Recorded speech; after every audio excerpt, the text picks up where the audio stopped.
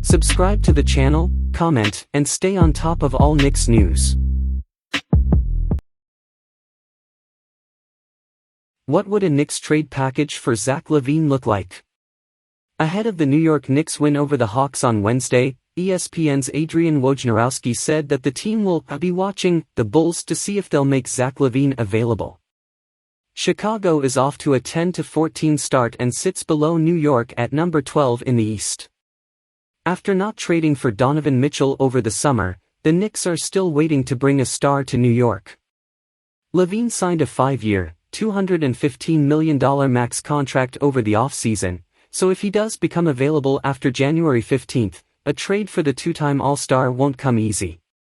Bill Simmons created a LaVine trade idea with the Knicks that would surprisingly benefit New York but isn't a deal that Chicago would ever do. Any star that does become available is going to be linked to the Knicks because they have what it would take to get a deal done. If the Bulls do decide to explore trade options for LaVine, New York's front office will have to decide if he's worth going all in for. Trading for LaVine would be a risky move for the Knicks, but regardless, if the front office decides to do just that, let's explore what a trade package would look like. If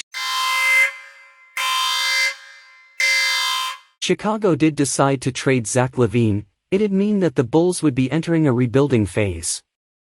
Similar to New York's discussions with Utah, Chicago likely wouldn't be satisfied with only receiving veterans back in a trade, which is why sending Julius Randle to the Bulls wouldn't be probable. Chicago would be getting two young players in Obi Toppin and Emmanuel Quickley, as well as a three-point shooter in Evan Fournier.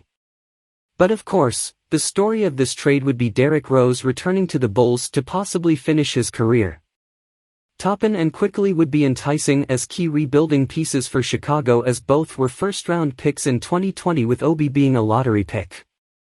Parting ways with those two would be difficult for Knicks fans regardless of the situation, but especially for a player like LaVine.